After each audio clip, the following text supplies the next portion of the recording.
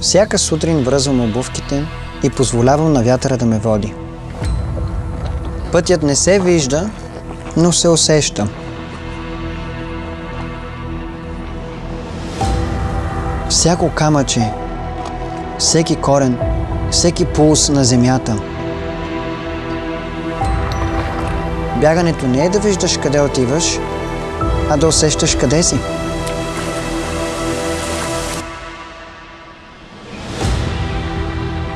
Всяка планина има глас. И аз слушам. Текстурите под пръстите ми, шепотът на листата, историите, които земята разказва.